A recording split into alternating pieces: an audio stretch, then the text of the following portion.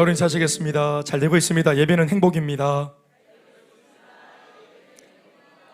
네, 오늘 예배하고 있는 우리 고3 우리 유다일 아이들에게도 우리 힘찬 격려의 박수 한번 하시겠습니다. 네, 이쪽에도 계시는지 모르겠는데 네, 그렇습니다. 또 우리 한 주간 열심히 살고 온 우리 모든 성도들에게 격려의 힘찬 박수 하시겠습니다. 수고하셨다고. 행복 모임을 하면은 환대를 받기도 하고 또 우리가 홀대를 받기도 하죠. 환영을 받는 일이 거의 없는 것으로 생각한다면은 뭐 홀대 받는 게 대부분이지 않겠나 생각을 합니다. 왜냐하면은 예수님을 믿는 것을 기뻐하지 않고 하나님에 대한 관심이 없기 때문이고, 또 신앙이나 종교보다는 삶에 대한 고민이 더 많은 사람들이기 때문에 등 따시고 배부른 사람이 가는 교회지 내 주제에 무슨 형편의 교회를 가겠는가 하는 마음이 있기 때문에, 그래서 전도하는 사람들을 보면은 그렇게 참 아유 팔자가 좋아 보이고 아유 그래 니는 그렇게 살아라 하는 이런 마음들이 드는 겁니다. 뭐하러 저렇게 비싼 밥 먹고 돌아다니는가 하는 그런 생각도 드는 것입니다. 우리 이상현 형제님 말을 들어보니까 본인이 옛날에 그 코레일에서 근무하실 때 거기에서 그렇게 그런 분들을 많이 봤다 합니다. 띠를 두르고 예수 전당 불신지옥 이렇게 참 할 짓도 득이 없다 이런 생각을 했는데, 지금 본인이 그 할 짓이 득이 없는 곳에 오셔서 예수님을 믿고 계셔서 참 희한한 일이 벌어졌다 이런 생각이 참 드는데요. 그 얘기를 본인이 하더라고요. 그래서 그때는 그걸 몰랐는데 지금 예수 믿고 보니까 그 얼마나 절박한 마음이 있었으면은 띠를 두르고 역전에 뛰어나와서 그렇게 했겠는가 이런 생각을 한다 합니다. 그러니까 예수를 믿고 이제 믿음이 생기면은 이해가 되는 그 사람들의 헌신, 어떻게 저렇게까지 예수 믿을 수 있나? 그렇죠. 그것은 그 사람의 문제가 아니었고 우리 상윤 형제 말을 빌리면 바로 우리 자신의 문제인 것입니다.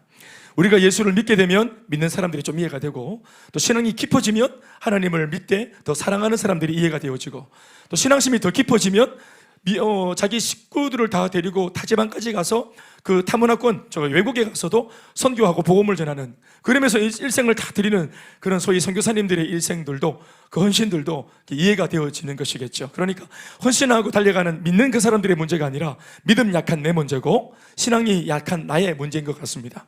오늘 본문에도 우리가 잘 이해가 안 되는 여인 하나가 나옵니다. 그 여인은 그냥 길거리에 서 있는 여자가 아닙니다.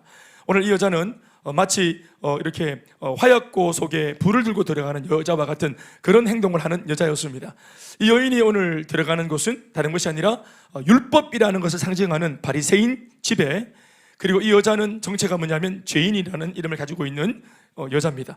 그러니까 그 마을 누구나 다 아는 주홍 글씨를 가슴에 붙이고 있는 여인이에요. 그러니까 이 죄 많은 여자, 죄인인 여자가 율법을 상징하는 바리새인, 그것도 바리새인의 집에 자기 발로 들어가는 이런 이상한 모습을 보입니다.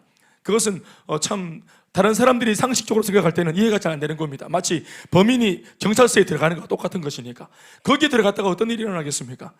율법이 뭡니까? 죄를 들춰내고 죄를 고발하고 죄를 폭로하고, 그리고 그 죄를 지은 죄인을 끊임없이 공격해서 정죄해서 죄인으로 하여금 살맛이 안 나도록 인생을 너덜너덜하게 만들어버리는 그런 강력한 그 율법이라는 것을 가지고 있는 그 바리새인 집에 들어갔다가 뼈도 못 추릴 거예요. 그런데 이 여자가 그 집에 들어가고 있어요.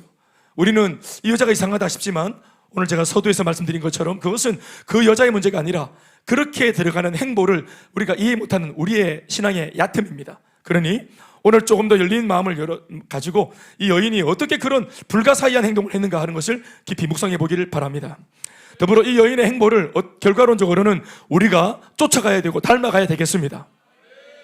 마치 그곳이 내가 가기에는 나에게 손해가 되는 곳이랄지라도, 인간적으로 볼 때는 나한테 두려운 곳이랄지라도, 그것이 무엇인가에 일끌려서 그런 장소에라도 들어갈 수밖에 없는, 그 사람이 누구라도 내가 만날 수밖에 없는 바로 그런 영적인 비밀을 발견하는 시간이 되길 바랍니다. 오늘 이런 헌신의 향기, 또 놀라운 신앙의 향기를 바라고 있는 이 여인의 이야기를 한 3가지 정도로 제가 나누어서 말씀을 드리겠습니다. 오늘 먼저 제가 서두에서 말씀드린 것처럼 오늘 이 바리새인 집에 이 여인이 죄인임에도 불구하고 들어갈 수 있는 이 배경이 뭘까? 그것은 우리가 오늘 본문을 읽어서 알겠지만 바로 예수님 때문입니다. 예수님이 계신 곳이라면 언제든 어디서든 누구라도 만날 수 있다. 이것이 진짜 예수님을 제대로 믿는 사람의 결단입니다. 따라합시다. 주님이 계신 곳이라면, 다 같이 주님이 계신 곳이라면 언제든지 어디서든지 누구도 만날 수 있습니다. 자, 잘 생각하고 아멘 하세요. 아멘이십니까?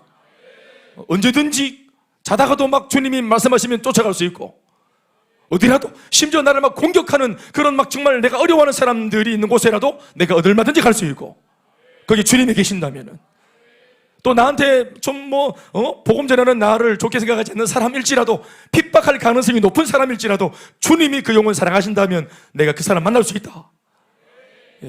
이 여인은 오늘 그렇게 하고 있는 것이죠. 37절 말씀 보시면, 그 동네에 죄인인 한 여자가 있어 예수께서 바리새인의 집에 앉으셨음을 알고 향유 담은 옥합을 가지고 와서, 이렇게 합니다.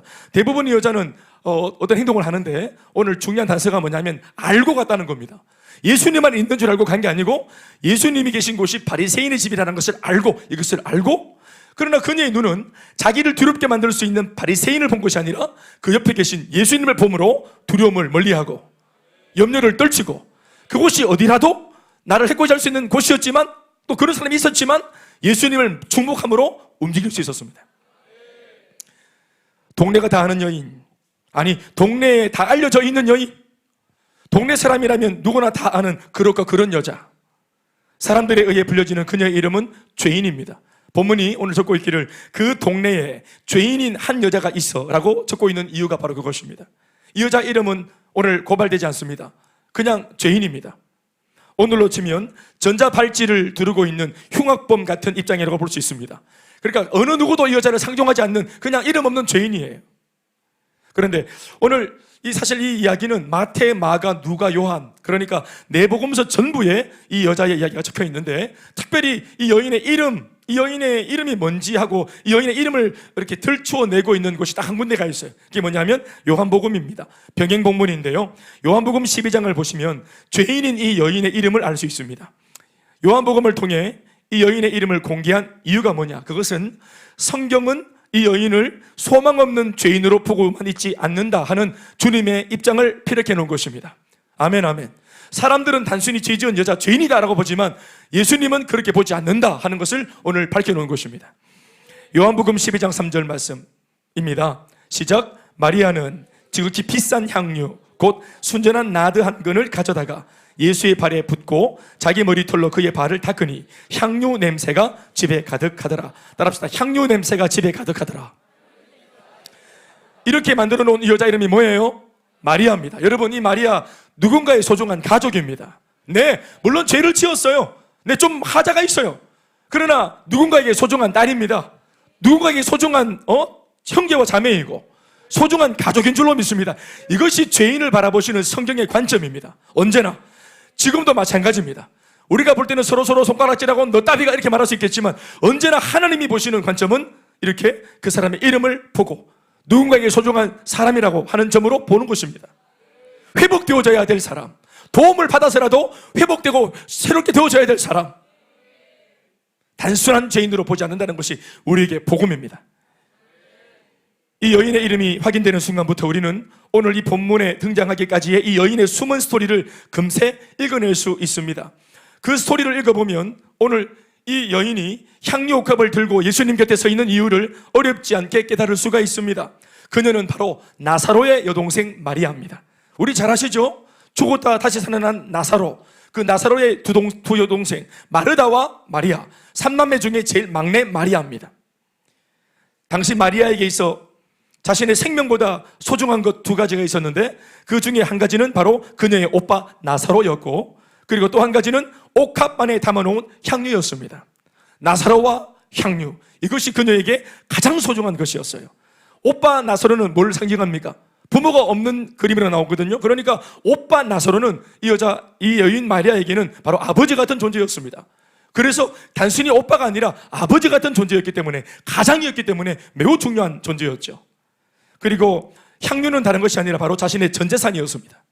심지어 이 향유는 소중한 내 가정을 지킬 수 있도록, 소중한 우리 아빠 역할을 하는 우리 오빠와 내 언니 마르다, 부모 없이 3명 사는데 우리 가정을 지키기 위해서라면 내가 못할 짓이 없지 하면서 몸을 팔아 그렇게 자기 인생과 바꾼 그 재물이 뭐냐면 향유였습니다. 이것을 바로 돌항아리라고 말하는 그 일체형의 돌항아리, 작은 돌항아리 속에 담아서 이걸 담아놓은, 그러니까 향유를 담고 있는 옥합, 그리고 나의 아빠와 같은 존재 나사로, 바로 이것이 그녀에게 제일 중요한 것이었어요. 한마디로 그녀에게 있어 가장 소중한 것은 가족과 물질이었다라고 말씀드릴 수 있습니다. 가족과 물질. 가족과 물질을 소중하다고 여기는 이런 견해와 입장은 단지 2000년 전 마리아에게만 해당되는 상황이 아닐 것입니다. 우리들에게도 중요하지 않습니까? 우리들에게도 물질이 중요하고, 우리들에게도 재정이 중요하고, 우리들에게도 가정이 중요하죠. 가정도 중요하고 물질도 중요하고, 또 가정을 꾸리려면 물질이 필요하고, 이런 제 프레임 속에 딱 들어있는 이 마리아의 그런 어떤 상황이 오늘 현대를 살아가는 오늘 저나 여러분들의 상황과 닮았다는 것입니다. 그러니 우리는 이런 점에서 얼마든지 마리아의 인생 속에 우리 자신을 오늘 개입해서 이 말씀을 들여다볼 수 있습니다. 그런데요, 어느 날 그렇게 소중한 오빠 나사로가 질병으로 죽어버렸어요. 질병 걸린 오빠를 못 살린 겁니다. 오빠의 죽음은 그녀의 가정만 아니라 그녀의 전 인생이 무너져 내리는 것과 다를 바 없는 사건이었습니다. 절망이었어요. 오빠의 죽음은. 오빠가 죽은 날 자기도 죽은 겁니다. 그러나 그녀가 처절한 절망 속에 빠져 있을 바로 그 무렵, 장례를 치른 지 나흘이 지난 나사로의 무덤 앞에서 예수님은 죽은 오빠를 말씀으로 다시 살려내시고 그녀에게 되돌려 주셨습니다. 놀라운 일이 일어난 것입니다. 충격적인 사건이 일어났습니다. 이 사건으로 마리아는 인생의 참 가치를 깊이 깨닫게 되는 놀라운 은혜를 경험합니다. 그것은 다른 것이 아니라 가정을 지킬 수 있는 진정한 힘은 향유가 아니라 바로 예수님이라는 사실이었습니다. 몸까지 팔며 인생을 팔며 인생과 맞바꾼 향유, 그렇게 했던 이유는 뭡니까? 소중한 내 오빠, 소중한 내 언니, 우리 가정을 지키기 위해서예요. 우리와 똑같습니다. 내 가정을 지키려면 돈이 있어야 된다. 돈이 있어야 가정을 일으키지. 아무리 신앙이 있어도 돈이 있어야 돼 하는 우리의 계산법과 다를 바가 없어요. 그런데 결과론적으로 어떤 사건을 통해 그녀가 깨달은 것이 뭐냐 하면 정작 내가 소중히 여기는 우리 오빠의 생명을 이 물질과 돈이, 향유가 지키지 못했어요. 그녀는 눈으로 직접 목도했습니다. 오빠의 죽음을 어떤 것으로도 막을 수 없는 오빠의 그 인생의 시간표가 막 흘러가는 것을 그걸 제재를 못했어요. 어떤 것으로도. 그래서 소중한 오빠를 돌무덤에 그냥 묻을 수밖에 없었습니다. 그런데 예수님이 오셔서 아무 상관없던 예수님이 자기 인생의 가장 지독한 문제를 해결하시는 것으로 예수님이 나의 인생과 굉장히 밀접한 소중한 분이라는 사실을 알게 된 것입니다. 이 진리 하나를 깨닫고 뼛속 깊이 인식하게 되자 마리아의 세계관에 놀라운 변화가 일어납니다. 인생관, 이 가치관에 굉장한 충격이 일어나면서 변화가 일어납니다. 시편 127편 1절 말씀에 이런 말씀이 있죠. 다 같이 시작. 여호와께서 집을 세우지 아니하시면 세우는 자의 수고가 헛되며 여호와께서 성을 지키지 아니하시면 파수꾼의 경성함이 허사로다. 집을 아무리 힘써 자기 재주로 지켜봐도 그러나 하나님이 집을 지키지 않으면 허사고, 내가 말하는 성, 여기서 말하는 성은 지금으로 말하면 직장입니다. 내가 직장 생활을 아무리 열심히 해서 내 나름대로 계획을 세우고 열심을 내어도 하나님이 이 직장을 지켜주지 않거나 직장을 갈 수 있는 건강을 주지 아니하시면 허사로다. 이것을 시편의 어느 한 시인이 깨달았는데 오늘 마리아의 고백이 아마 이 시인의 고백과 닮아있다고 생각을 합니다. 이러한 비밀을 깨달은 것입니다. 이런 배경에서 마침 예수님께서 두 번째로 자신의 동네를 방문하셨다는 소식을 들은 마리아는 주저없이 오늘 예수님을 찾아온 겁니다. 아니, 오늘만큼은 예수님을 만나야 되겠다 한 것이죠. 이때 마리아의 심정이 무엇이었냐 하면은 받은 은혜에 대한 감사를 오늘은 반드시 표현하고야 말겠다는 것입니다. 이거는 표현을 했어야 되는데 그때는 정황이 없어서 못했는데 오늘 소식을 들었어요. 반드시 예수님 만나야 되겠다 한 것입니다. 그녀는 질병과 죽음에게 빼앗겼던 하나뿐인 오빠 나사로를, 아니 자신의 인생을 예수님 덕분에 되찾았습니다. 동의하시면 아멘 하실까요? 주님 덕분에 자칫 깨어질 수 있었던 소중한 가정을 다시 지킬 수 있었던 것입니다. 그러나 지난번에는 경황이 없어서 받은 은혜에 대한 보답을 못했던 까닭에 이번만큼은 작정을 하고 자신의 전재산을 들고 주님 앞으로 나온 것입니다. 그녀의 마음속은 이미 예수님께 헌신하고 싶은 열망으로 가득했습니다. 이걸 막 들고 가면서 욱해서 그냥 괜히 나왔나? 반만 부을까? 내가 너무 좀 오지랖이 늘라? 신앙의 감동은 지나가면 끝나는 건데 오늘만 참을까? 견딜까? 이런 것이 아니라 곧장 그냥 주저하지 않고 바로 옥합 속에 향유를 들고 곧장 예수님 앞으로 달려갔습니다. 국어사전을 보니까 헌신이라는 단어를 이렇게 설명하고 있어요. 어떤 일이나 남을 위해서 자신의 이해관계를 생각하지 않고, 자신의 이해관계를 생각하지 않고 자신의 몸과 마음을 바쳐 힘을 다하는 것, 이것을 헌신이라 합니다. 그러니까 생각의 중심이 내게 있지 않고 이미 옮겨간 겁니다. 예수님께로. 그러니까 내 생각의 중심이 옮겨가신 그분에게 이미 마음부터 드리고, 마음이 갔기 때문에 다른 거 못 드릴 게 없어. 그래서 향료값을 내어 드릴 수 있는 겁니다. 마음과 함께 향료값을 내어 드리는 것이라. 이 헌신의 마음은 내가 주님으로부터 받은 은혜의 가치를 진심으로 깨닫게 될 때, 내가 예수님 때문에 받은 게 뭔지를 진짜로 알게 되어질 때, 그 은혜에 대한 반동으로 일어나는 것인데, 마리아는 지금 이 마음을 가진 것입니다. 향유보다 예수님이 가치롭다. 지금 그걸 깨달은 겁니다. 내 전재산보다, 내 인생의 열정보다 예수님이 진짜로 더 가치롭다. 보다 더 가치로우신 분이시다. 그래서 오늘 마리아의 모습을 보면 이미 예수님 곁에 들어서면서부터 쉴 새 없이 감격의 눈물을 흘리고 있습니다. 어찌나 울었던지 서 있는데도 그 눈물이 뺨을 타고 흘러내려서 예수님의 발을 흔근히 적실 정도였다고 본문은 기록하고 있습니다. 서 있는데 눈물이 흘러서, 물이 되어 흘러서 발밑으로 뚝뚝뚝 흘러내려서, 이게 다른 사람 발등에 뚝뚝뚝 떨어졌다 말이에요. 누름을 그렇게 울 수 있습니까? 얼마나 눈물을 흘렸으면 뚝뚝뚝. 할렐루야. 우리는 서글프스로 봤지, 우리는 속상스러워 봤지, 감격해서 이렇게 울 수 있습니까? 여러분 혹시 찬양하다가 그런 경험을 한 적이 있어요? 느린 찬양 말고 분위기를 잡고 모두를 다 잡고 이렇게 막 부흥이 있으리라 이러면서 막 앞에 있는 목사가 시르고 실어가지고 감정에 막 이렇게 분위기를 조성해서 그래가 눈물 한 방울 똑 떨어지는 거, 이런 거 말고 빠른 찬양을 막 부르고 신나게 막 부르는데도 눈물이 막 쏟아지고 감격이 되었던 순간이 있었다. 오른손을 버뜩 들었다 내려보세요. 네, 520명. 감사합니다. 비트와 상관없어. Drop the beat. 비트와 상관이 없어요. 어쩌라고. 상관없어. 빠르기 때문에 이건 야단스럽고, 느리기 때문에 분위기가 우아하고 그런 게 없다고. 우리의 찬양은 하나님께 드리는 것인데, 내가 의미하는 것이 아니라 하나님께 드리는 이 가사의 고백을 주님이 받으시는 것이겠죠. 그러니까 하나님이 행하신 일들을 묵상하니까 진짜 가장 먼저 마음이 먼저 드려졌고, 할렐루야.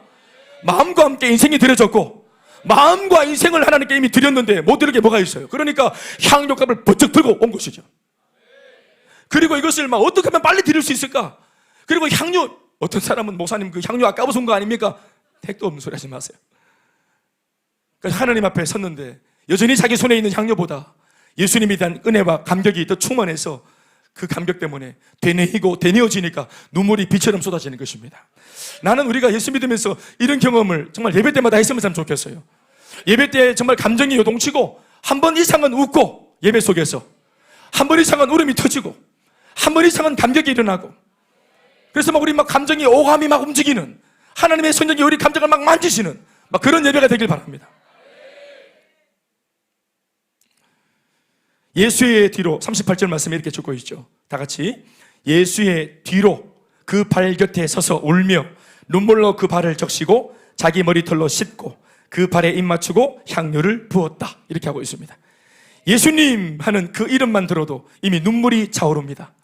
그 예수님께 받은 은혜만 떠올려도 눈물이 쏟아집니다. 그래서 감히 앞에 서지 못하고 뒤에 섰고, 그리고 얼굴을 보지 못하고 고개를 숙이고 예수님의 발을 바라보는 겁니다. 그렇죠. 앞에 서지 못했지만, 예수님의 얼굴을 뚫어져라 바로 정면으로 보지 못했지만, 너무 경이로운 예수님이라 뒤에 섰고 발을 쳐다봤지만 그 감격이 충만했던 이 여인의 그 예배하는 이 마음, 주님을 사모하고 흠모하는 이 마음이 오늘 예수 믿는 우리 모두에게 깃들길 바랍니다. 오늘 우리가 믿는 예수님, 바로 마리아가 이렇게까지 믿었던 예수님과 동일한 예수님이십니다. 그러나 과연 우리들에게는 이 마리아의 눈물이 있습니까? 오늘 우리가 받은 은혜, 바로 마리아가 받았던 그 은혜입니다. 그러나 우리에겐 이 은혜 앞에 그녀와 같은 감격의 눈물이 있습니까? 주님 앞으로 나올 때 무엇인가를 더 받으려고 나오는 마음이 아니라 주님을 위해서 무엇을 드릴까 하고 나오는 이 마리아를 닮은 마음이 우리 가운데 충만한 그런 예배자 되시길 주 이름으로 축원합니다. 오늘 본문의 백미는 단연코 그녀가 드린 향유 옥합 그 자체이지만 그 자체보다 사실상 그녀의 마음의 중심이 주님 앞에 드려졌다 하는 것이 더 중요한 헌신의 대목임을 잊지 말아야 합니다. 아, 향유 옥합을 드렸구나. 그 귀하고 비싼 걸 드렸구나. 그것도 그거지만 이것보다 더 중요한 헌신의 포인트는 그녀의 마음이 앞서 먼저 드려졌다는 것입니다. 그녀의 마음의 중심이 먼저 예수님께로 이동했다는 것입니다. 옥합 안에 있던 향유만 드린 것이 아니라 그녀는 그 향유 안에 자신의 감사와 헌신의 마음을 담았기 때문에 향유가 진짜 향유 될 수 있었던 것입니다. 헌신이 헌신되고 헌금이 헌금되고 헌물이 헌물되고, 그것이 그럴 수 있기 위해서는 우리의 진정성을 거기에 담아 우리의 인생을 하나님께 드려야 하는 것입니다. 어떤 면에서는 헌신도, 교회 생활을 해보니까 헌신도 흉내낼 수 있더라고요. 이렇게 거룩한 영역에 속한 것들은 흉내가 안 내어져야 되는데 이런 헌신도 흉내가 가능합니다. 그러나 마음 없이 흉내내는 헌신은 한결같지가 못하고, 그리고 지구력이 떨어지며 언제나 구차한 변명과 핑계를 동반하기 마련이지만 마음을 담은 진짜 헌신은 한계가 없습니다. 그 무엇도 드리지 못할 것이 없습니다. 그래서 오늘 마리아는 겁없이 예수님이 계신 바리새인의 집안으로 주저함 없이 들어서고 있는 것입니다. 바리새인이 있어도, 율법의 잣대를 가지고 죄인을 막 그냥 정죄하려고 서 있어도 율법도 두렵지 않고 바리새인도 두렵지 않습니다. 오늘 내가 주목하는 예수님밖에 보이지 않습니다. 아까도 말했지만 그녀에게 바리새인은 공포와 두려움 그 자체입니다. 사실상 하나님의 율법으로 사람들의 죄를 지적하고 정죄하여 수모를 주고, 그렇게 해서 자신들의 권위 앞에 죄인인 사람들을 뻘뻘 떨게 만들어서 그들 위에 군림했던 종교 깡패가 바로 그 당시 바리새인이었어요. 그러니 누구나 다 아는 죄인인 마리아가 자기 발로 그런 바리새인의 집안으로 들어간다는 것은 상상할 수도 없는 일인 것만 같은데, 마리아는 지금 그 한계를 넘어 예수님 곁으로 가고 있습니다. 이유는 단 하나, 바로 그곳에 예수님이 계셨기 때문입니다. 그래서 예수님이 계신 곳이라면, 주님이 계신 곳이라면 언제든 어디서든 누구라도 만날 수 있습니다. 어떠한 행복 모임 현장이라도 갈 수 있습니다. 그녀의 헌신은 흉내내는 헌신이 아니었다는 사실은 바로 이런 대목에서 입증이 되는 겁니다. 어쩌면 그 집 그 자리에서 예수님이 정작 기다리고 계셨던 인물은 오늘 자기를 초청한 호스트 바리새인이 아니라 남의 집이었지만 예수님은 오늘 그녀 마리아를 기다리고 계셨는지 모릅니다. 아멘, 아멘. 오늘 예배 가운데 주님이 임재하셔서 모든 예배자가 다 와 있지만 정작 예수님이 주목하는 그 한 사람이 안 오면 아무도 안 오는 거예요. 그러니까 그렇게 생각하실 정도로 예수님이 눈여겨보시는 진짜 진정된 마음을 가지고 있는 참 예배자, 이름은 죄인이에요. 그렇죠? 보세요. 삶은 형편없어요. 잎사귀만 무성한 무화과나무와 같아요. 스스로도 알기 때문에 눌려있어요. 그러나 있는 모습 그대로 그러한 몰골로도 주님 앞에 나와서 예배드리겠다고 나오는 그 마음의 중심과 참 진정성을 가진 예배자를 주님이 기다리시는 것입니다. 어쩌면 자신 없는 여인일지 몰라요. 어쩌면 잘못 살았기 때문에 제일 주눅 들었을지 몰라요. 찬양 시간에도 손을 높이 못 들지 몰라요. 아멘도 잘 못할지 몰라요. 교회에서 어떤 비주류의 모습으로 어떤 사역에도 동참을 못하는 그런 인생일지 몰라요. 그러나 주님은 그러한 영혼들도 다 챙기시기 원하시고, 그러한 사람들이 마음의 문을 열고 돌아와서 예배 가운데 거듭나고 회복되어지길 바라시는 것입니다. 그렇죠? 그렇게 영적으로 인생적으로 문제 만난 사람이 교회에 와서 회복되는 것이 주님의 꿈입니다. 잘난 사람이 잘난 것을 드러내는 것이 아니라 못난 자가 와서 회복되어지는 것이 예배인 줄 믿습니다. 그게 교회인 줄 믿습니다. 그래서 죄인이 있는 자를 의인인, 의로우신 예수님이 기다리시는 것입니다. 여러분, 이곳은 병든 사람들이 와서 회복되는 영적인 병원입니다. 예수님 말씀처럼 나는 영적인 의원이라, 건강한 자에게는 내가 쓸데없고 병든 자에게는 내가 쓸데있어. 나는 죄인을 부르러 이곳에 왔다. 그래서 자신이 없을수록 예배를 찾으십시오. 인생에 눌릴수록 주님을 찾으십시오. 내 힘이 빠져나가고 절망 가운데 놓였을지라도 소망의 끈이 끊어지고 가족들이 쓰러지고 자빠지고 내가 가장 귀히 여겼던 것들이 무너질지라도 그때에 주님을 찾으십시오. 사랑하는 여러분, 헌신할 수 있는 마음, 헌신하고자 하는 마음이 주님 앞에 있다는 것은 이렇게나 소중한 것입니다. 은혜를 알고 주님께 드리고 싶다 하는 이 헌신의 마음을 가졌다는 것은 이렇게나 사람을 용감하게 만들어줍니다. 나 오늘 주님을 만나고야 말 테야. 그 옆에 누가 있다 할지라도 나는, 또 주님이 어디 계신다 할지라도 나는 그곳에 가서 나는 예배를 드릴 거야. 사람을 이렇게나 담대하게 만들어줘요. 예수님이 마리아를 기다리셨듯 지금도 주님은 이와 같은 마음을 가진 헌신자를 기다리고 계십니다. 그것도 바리새인이 버티고 있는 그 까다로운 자리, 껄끄러운 자리에서 말이죠. 과연 여기까지 올 수 있는가? 주님이 우리에게 물으실 때 주여 악을 골짝 빈들이라도 어디라도 갈 수 있습니다. 우리는 거기까지 이 마음을 고스란히 들고 가서 주님 앞에 헌신하고자 했던 우리의 마음이 얼마나 진심이었는지를 보여내고 증명해야 되는 것입니다. 아멘, 아멘. 굳이 그렇게까지 할 때 우리의 진심이 증명되는 것입니다. 이거 아멘이시죠? 주님, 내가 헌신의 마음이 있으니까 와서 받아가 있어. 이게 아닙니다. 우리가 그 마음을 들고 굳이 발품 팔아, 게다가 우리를 환대하지 않는 자리까지 들어가서 거기에서 하나님 앞에 우리의 진심을, 드리고자 했던 진심을 내어 드리는 것이에요. 아멘, 아멘. 물질 있는 사람이 헌신하는 게 아닙니다. 마음이 진짜인 사람이 헌신하는 것입니다. 아멘, 아멘. 두 번째로, 참 행복의 시작은 향유가 아니라 예수 그리스도이심을 오늘 그녀가 자신의 삶으로 우리한테 교훈하고 있습니다. 그녀야말로 착각을 했었죠. 인생의 참 행복이 소유에서 온다고 생각을 했었죠. 뭘 가져야, 소유해야, 더 가져야, 가지는 소유에서 행복은 비례한다고 생각을 했을 것입니다만은 그녀가 직접 오늘 사건을 통해 경험한 것은 그것이 아니었어요. 행복의 시작은 예수 그리스도이십니다. 그러니까 따라합시다. 행복은, 다 같이, 행복은 소유가 아니라 관계입니다. 아멘이십니까? 그렇죠. 그 정작 소유도 하나님과의 관계 안에서 하나님이 우리에게 주시는 겁니다.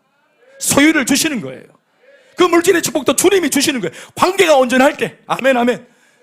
그래서 하나님의 축복을 우리가 뭐라고 표현하냐면은 기업이다 이렇게 말합니다. 기업, 유산. 기업과 유산은 어떨 때 받습니까? 자식이 부모한테. 그렇죠. 물려받는 거죠.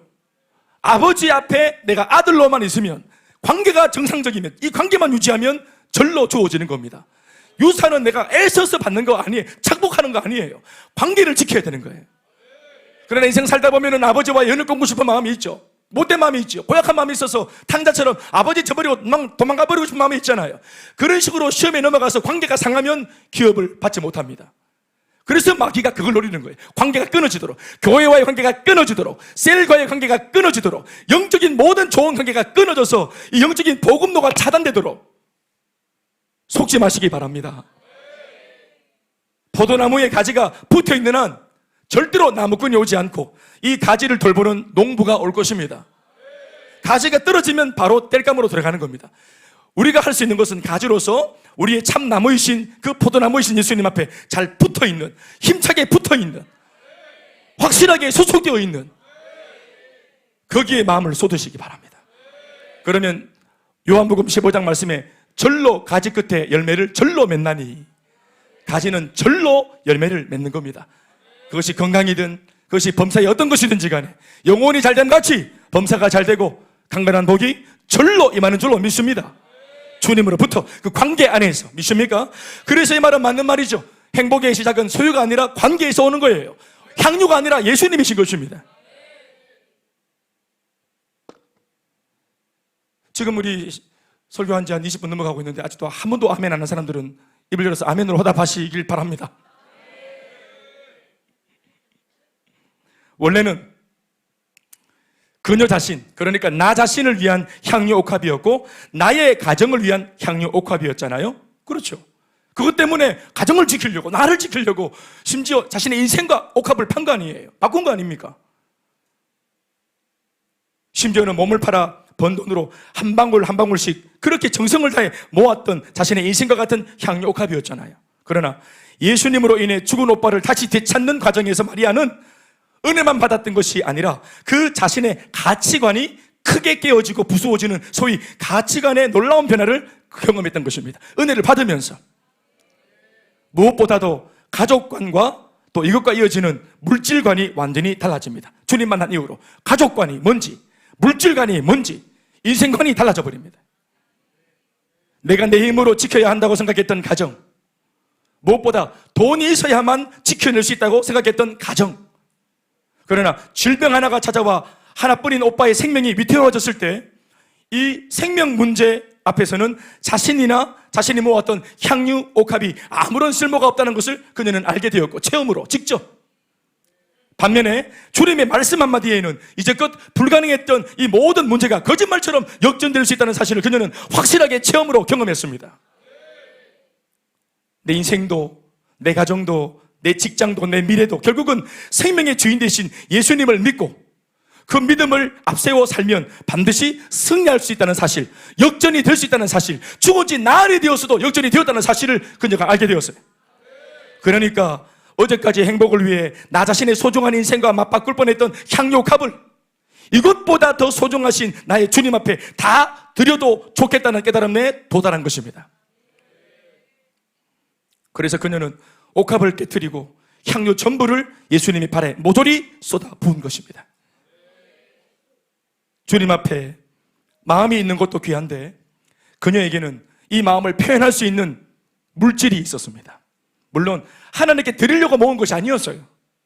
그런데 인생의 참 가치를 깨닫고 보니까 내 소유가 주님의 것이었다는 사실을 알게 된 것입니다. 아니, 마음이 더 이상 향유 옥합에 매여있지 않고 예수님께로 이미 옮겨져 있었기 때문에 이 옥합을 깨트리는 것은 오히려 그녀에게는 해방과 자유가 아니었을까 생각이 되어집니다. 늘 물질에 매이고 늘 성공에 집착이 되어지고 안 그래야지 하면서도 자기도 모르게 집에 와서도 늘 머릿속으로 끊임없이 일을 하고 늘 마음이 분주하고. 저는 가정을 위해서 돈 번다면서 결국은 돈 버는 것 때문에 가정에 본의 아니게 상처를 주고 열심히 돈을 벌면 행복할 것이라 생각해서 가정을 좀 등한시하고 돈돈 하다가 돌아오니까 가족들 관계가 다 깨어져 있는 그런 가정을 저는 교회 안에서 제법 많이 만나봤었어요. 돈이야 벌면 되지만 그때 그 시간에 함께 누렸어야 될 그 가정의 공동체, 아이들이 어느 한 경점에는 아빠가 필요했고 엄마가 필요했던 그 시간들을 다 놓쳐버려서 나중에는 이 상한 마음들을 돈으로도 회복할 수 없는 그런 지경에 놓여서 후회하는 분들을 저는 많이 만나봤어요.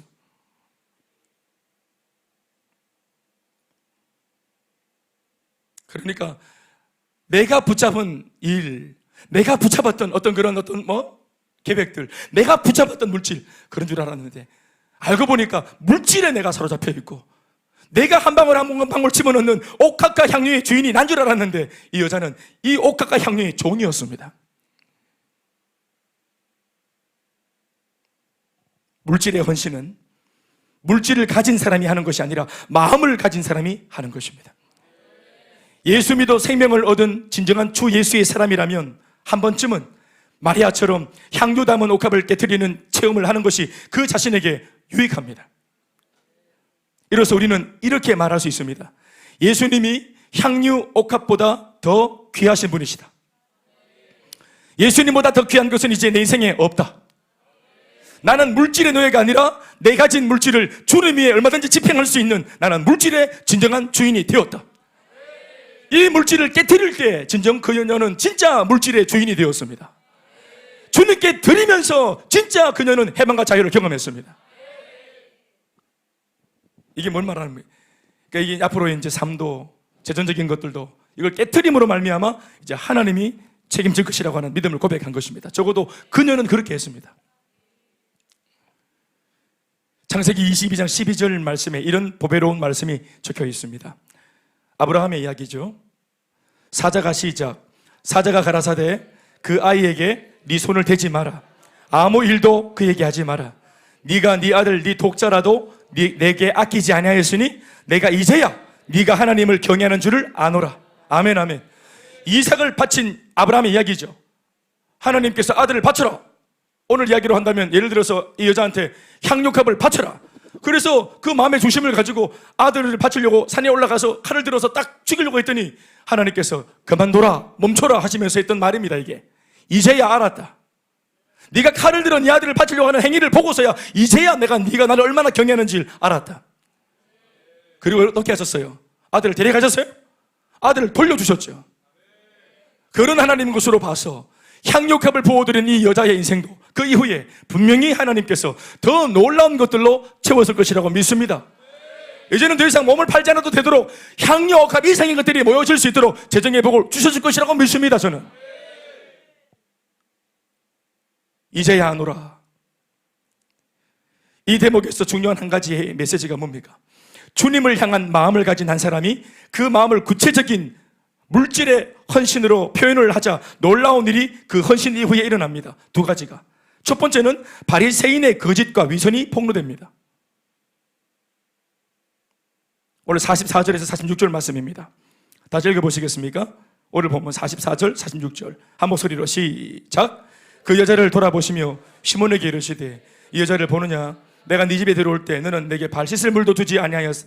이 여자는 눈물로 내 발을 적시고 그 머리털로 닦았으며 너는 내게 입맞추지 아니하였으며 그는 내가 들어올 때부터 내 발에 입맞추기를 그치지 아니하였으며 너는 내 머리에 감람유도 붓지 아니하였으되 그는 향유를 내 발에 부었느니라. 다 자매하십시다.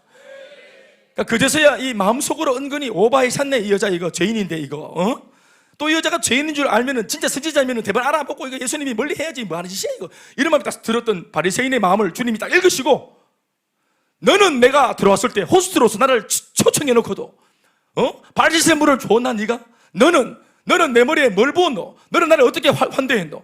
네가 나를 게스트로 손님으로 모셔놓고 네가 한 게 뭐가 있노? 오히려 너는 나를 책 잡으려고 나를 공격할 비밀을 얻으려고 나를 부른 거 아니냐? 하고 이 정체를 드러냈어요. 예수님이. 오늘 여러분 이 바리새인의 숨어있는 저희를 드러내도록 만든 게 뭡니까? 진심 어리게 헌신한 이 여자의 헌신 때문입니다. 참되게 믿는 예수를 믿는 바른 신앙 하나가 딱 등장하면은 어둠이 다 드러나는 거예요. 빛이 없으니까 어둠끼리 있으니까 어둠인 줄 몰랐는데 빛이 딱 드러나니까 등장하니까 어둠이 다 드러나는 것입니다. 잘못된 삶들이 다 드러나잖아요.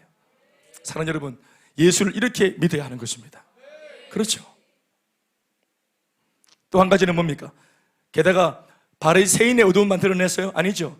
다른 본문의 말씀을 보시면은 12제자 중에 옆에 보고 있던 가룟 유다의 은큼한 마음도 예수님이 드러냅니다. 이 여자여 아깝도다. 허비하는 이 물질을 허비하냐? 나도 예수님의 제자지만 예수 믿지만 왜 이렇게 허비하여 샀노? 이 물질을 팔아다가 가난한 사람 구제하면 얼마나 많이 도울 수 있는데 이 물질 한 방에 은혜 된다고 발에 붙고 뭐 하는 짓이고 이게? 재정국장이었던 모양입니다. 그랬더니 원래 그 사람들 말 가고 돈 그 돈이면은 우리 건축 빚 갚겠다, 이자 갚겠다. 이런 논리로 접근할 수 있겠죠. 가장 중요한 평가는 여러분 예수님의 평가죠. 예수님께서 이렇게 말하는 가룟 유다, 오버하지 마라 이 여자야 하는 이 가룟 유다 앞에서 예수님께서 누구 손을 들어주셨어요? 우리 다 아시죠 이 말씀을? 여인의 손을 예수님은 들어주셨습니다. 그러면서 신앙이 세속적으로 오염되어 있고 그리고 이런 식으로 가다가는 예수도 팔아먹을 수 있는 위험천만한 가룟 유다의 숨어있는 정체를 이 여자의 참신앙이 이렇게 드러내고 있잖아요. 이럴 때 가룟 유다가 막 그 여자 앞에 엎어져서 이 여자만도 못합니다 용서해 주세요 이랬으면 회복됐을 것 같아. 응? 그렇게 또 막 이러면서 또 아닌 척하고. 이것이 참된 헌신의 효과입니다. 요한복음 12장 3절 말씀을 보시면 당시 장면을 묘사하는 멋진 표현을 엿볼 수 있습니다. 아까 읽었던 본문인데 한 번 더 읽어보세요. 이 표현이 오늘 저는 이 본문에서 설교 제목을 가져왔는데 이 본문 한 구절이 너무 멋있어요. 읽어보시죠. 시작. 마리아는 지극히 비싼 향유 곧 순전한 나드 한 근을 가져다가 예수의 발에 붓고 자기 머리털로 그의 발을 씻으니 향유 냄새가 집에 가득하더라. 다 같이 아멘 하십시다. 옛날에 저희 교회 향기 나는 셀이 있었는데 제가 냄새 나는 셀을 했더니 목사님 냄새가 뭡니까? 향기라. 그래, 그 냄새나 향기 똑같은 거 아니냐 그랬더니 달라요. 꾸룩내 똑같습니까?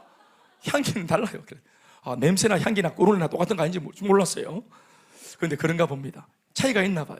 샤넬 파이브는 꾸룩내라 하지 않잖아요. 그렇죠? 향기 스멜 이렇게 하지. 오늘 본문에는 아주 이것을 굉장히 거칠게 표현했죠.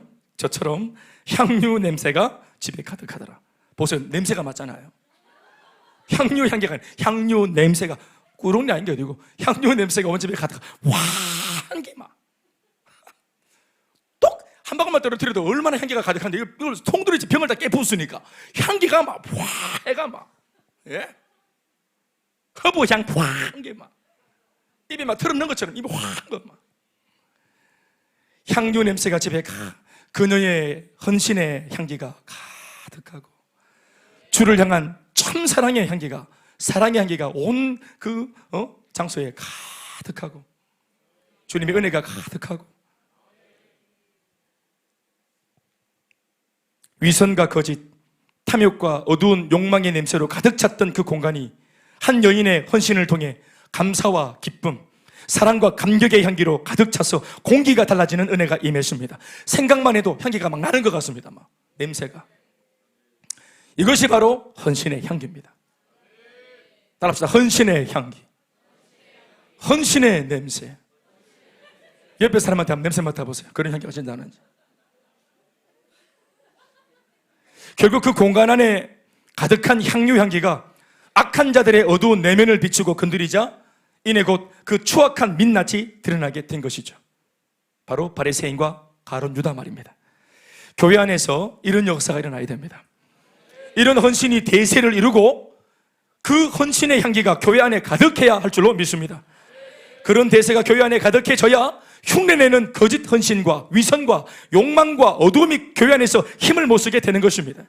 그럴듯하게 포장한 세속주의와 인본주의 또 혼합주의가 교회를 병들지 못하도록 그렇게 만들어야 하는데, 가장 좋은 방법은 들추어내어서 막 말을 하면 다툼이 일어납니다. 이 싸움이 되어져요. 그래서는 안 되고요. 가장 좋은 방법은 오늘 말씀처럼 진심으로 하나님 앞에 헌신한 성도들의 그 헌신의 향기로 교회를 채우는 것입니다. 아멘, 아멘. 몸과 마음과 시간과 물질을 드리고 섬기고 나누고 양보하고 배려하는 영적인 대세가 일어나면 될 줄로 믿습니다. 오늘 예배를 드리고 계신 여러분들이 그 대세를 만들어 주십시오. 향료값을 깨트리는 일에 앞장서서 여러분들의 헌신의 향기가 우리 교회 안에 가득하게 힘을 쏟으시기 바랍니다.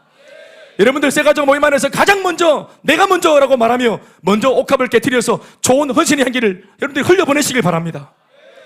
선배들이 먼저 그렇게 본을 보이셔서 따라가는 우리 다음 세대, 우리 요다일 아이들이나 청년들이 야, 가정을 이루고도 직장생활을 하면서도 저렇게 예수 믿을 수 있구나를 보여낼 수 있는 그런 선배가 되어주십시오. 아, 대학 가면 다 신앙 팔아먹어버리고 고등학교 때나 이렇게 순결하고 충만하고 이렇게 하지. 왜? 죄를 지을 시간이 없으니까, 여유가 없으니까. 대학 가봐라 완전히 마개가 양팔 벌리고 수고가 무거운 내 아들아 다 오너라 하면서 막 볼라방처럼 캠퍼스로 뛰어가서 자리밭에서 막 막걸리 퍼마시고 오해하고 토하고 찌진 붙이고 막 피자 굽고 이래가 난리가 나쁘대. 대학가 캠퍼스는 전부 다 학생들이 토한 걸 먹고 다 자라고 한겨울 한파에도 견디고 이 잔디들이. 그러니까 대학생들이 요다일 학생들한테 대학을 다니면서도 예수 믿는 사람 이럴 수 있다, 이렇게 할 수 있다는 걸 보여내야 돼. 그래야 후배들이 대학 가는 것을 안 두려워하지. 또 대학 다니다가 군대 간 아이들이, 군마리들이 군에서도 신앙생활 잘할 수 있다는 것을 보여내야 군에 가기 전에 아이들이 쫄지 않지. 군대 가면은 다 막 그냥 신앙 다 팔아먹고 다 타락하고 이러니까 나도 그럴 것이면 겁이 나고 엄마들도 겁이 나고 아빠들도 겁이 나고. 아빠들은 이럴 때 말을 하지 않습니다. 경험이 있기 때문에 다 그렇다 이렇게. 남다른 본을 본 적이 없고 또 대학 졸업하고 직장 생활하면 저렇게 사회생활하면 다 타락하는구나. 첫 회사 뭡니까 그 회식 자리를 돌파를 못하는구나 이러면서 두려워하고. 아니요, 직장 생활하면서도 할 수 있다는 걸 보여내고 하나 좀 낳고서도 할 수 있다는 걸 보여내고 결혼해서 가정을 꾸리고 남편을 섬기고 또 아내를 섬기고 부모를 섬기면서도 할 것들은 할 수 있다고 말할 수 있는 기준을 보여내고 그럴 수 있었으면 참 좋겠습니다. 만약 그게 아니면 주의 일은 백수만 해야 돼요. 안 바쁘고 천지 시간 많은 백수들만 주님을 섬겨야 돼. 우리는 늘 기도해야 돼. 직장이 없게 하옵소서. 백수 생활 쭉 이어지게 하옵소서. 그렇게 하면 곤란합니다. 예수 믿고 일을 해야 됩니다. 예수 믿고 삶을 살아야 돼요. 예수 믿고 공부해야 돼 이것들아.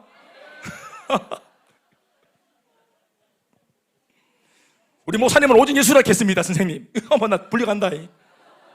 아동학대 이런 걸로. 세 번째이자 마지막 내용으로 말씀을 드리겠습니다. 헌신할 수 있는 기회와 시기를 놓치지 말아야 한다는 내용으로 오늘 이 여자가 자신의 삶으로 우리한테 교훈하고 있습니다. 오늘 이 본문의 말씀은 특별히 요한복음으로 옮겨서 마지막 말씀 읽어보시겠습니다.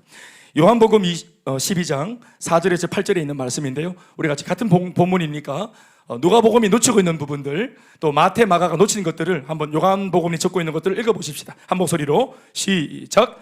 제자 중 하나로서 예수를 잡아줄 가룟 유다가 말하되 이 향유를 어찌하여 300데나리온에 팔아 가난한 자들에게 주지 아니하였느냐 하니, 이렇게 말함은 가난한 자들을 생각함이 아니요 저는 도적이라 돈꾀를 맞고 거기 넣는 것을 훔쳐가미로라.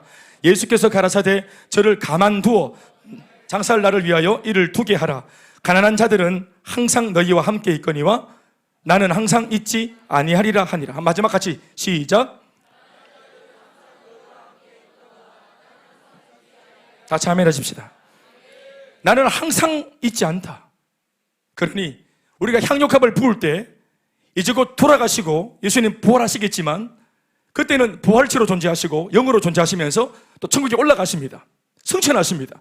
그러니 적어도 지금처럼 육신으로 계실 때처럼 손에 만져지고 나랑 같이 얼굴을 대면하여 보고 온기를 느끼고 내가 예수님께, 물론 우리가 신앙적으로 영적으로 많은 것을 할 수 있겠지만 이 다음에, 그러나 적어도 오늘 그 예수님의 손에 직접 잡히는 발에 향유는 부을 수 없고, 직접 내 손에 잡히는 예수님의 몸에 그 내 머리털로 향유를 닦아서 예수님 몸을 깨끗하게 할 수는 없어요. 그 예수님을 지금처럼 안을 수는 없습니다. 안 보여지실 것이기 때문입니다. 눈에 보이는 예수님도 못 섬기는데 눈에 보이지 않게 되어진 예수님을 우리가 섬기겠습니까? 내 눈앞에 계신 예수님을 헌신하지 못하는데 눈에 보이지 않는 예수님을 어떻게 섬기겠습니까? 나중에 하겠다, 이 다음에 하겠다 하는 것은 우리의 말장난입니다. 예수님은 그것을 알고 계십니다. 지금 그 헌신과 열정으로, 그렇지, 가난한 자들을 도울 수 있고 김장도 할 수 있고 또 여인들을, 또 사창가 여인들을 도울 수 있고 탈북자 도울 수 있고, 그렇죠, 교회 갈 수 있는 것들이 많이 있을 수 있습니다. 그러나 그런 것들 중에서도 가장 중요한 것 중에 중요한 것은 바로 예수님을 오롯이 섬기는, 예수님을 오롯이 예배하는 것입니다. 오롯이 내 앞에 있는 예수님을 전심으로 높이는 것입니다. 예수의 이름으로 이것도 하고 예수의 이름으로 저것도 하고 많은 것들을 하지만 정작 그 예수 이름 말고 그 예수님 당신 자신을 우리가 주목하고 예수님 당신 자신을 우리가 정말 마음 깊이 사랑하고 예수님 당신 자신만을 뜨겁게 주목할 수 있는 참 신앙의 중심이 잡히기를 바라시는 주님의 당부를 들으시기 바랍니다. 말씀 뵙겠습니다. 무엇보다 우리가 드리는 헌신이 되려면 우리가 뭐를 드리고 바친다 해도, 여러분, 내가 바치면 죄다 하나님은 무조건 받으셔야 됩니까? 잘 생각해 보십시오. 내가 주님을 사랑합니다 하면은 하나님 그냥 내 사랑을 받으셔야 됩니까? 이걸 잘 생각하세요. 오늘 우리가 하나님을 사랑할 수 있는 이 놀라운 환경이 열린 것은 뭔지 아세요? 하나님께서, 예수님께서 우리를 향하여서 나를 사랑해도 좋다고 허락하셨기 때문입니다.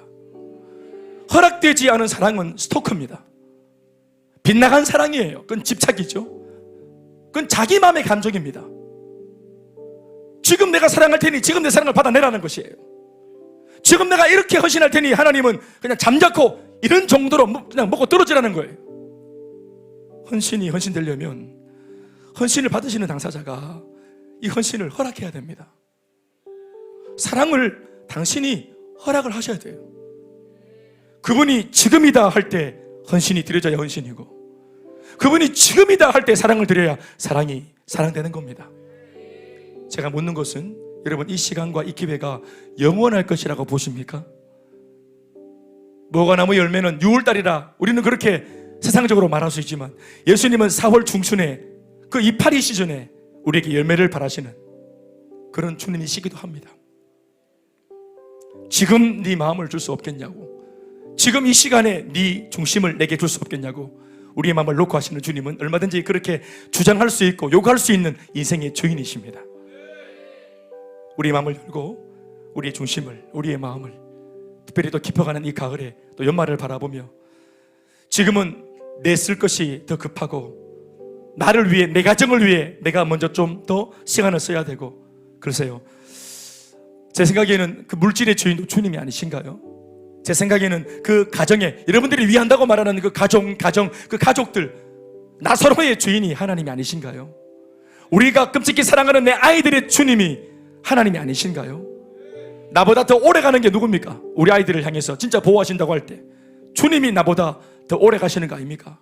우리는 병들고 지치고 우리는 상하고 죽지 않아요. 우리는 우리 아이들의 전생일을 다 보지 못하잖아요. 내 눈앞에 있을 때는 신앙이 좋은데 엄마 아빠 또 사후에 소천하시고 난 뒤 이 아이들의 신앙이 만약 그때 자빠져 엎어진다면, 이들의 말년에 세상과 타협해서 마귀의 밥이 된다면, 죽고 싶을 만큼 어려운 일이 많은 이 세상 속에서 그들이 만약 생애를 포기한다면, 생명을 포기한다면 어떤 일이 일어나겠습니까? 금이야 오기야 길렀던 저희 집안의 큰집 아버지, 우리 집안 전체에서 가장 반듯했던 분입니다. 그래서 술 먹고 오장 부리는 어른들이 싫어서 본인은 일찌감치 자기는 술을 거절하고 자신의 집 아이들을 잘 길렀어요. 저한테는 육촌 형님들입니다.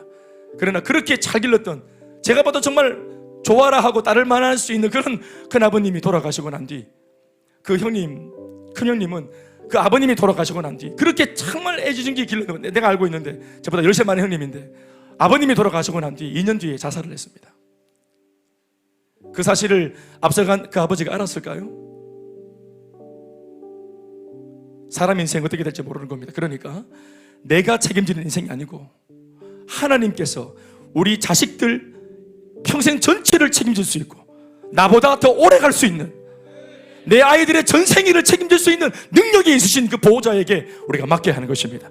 너의 삶의 참 주인, 너의 삶의 참 부모이신 하나님 앞에 우리 아이들을 맡기고 우리의 인생을 맡기고 우리의 가정을 맡길 수 있는 마리아 닮은 헌신의 주인공 되시길 주의 이름으로 축원합니다.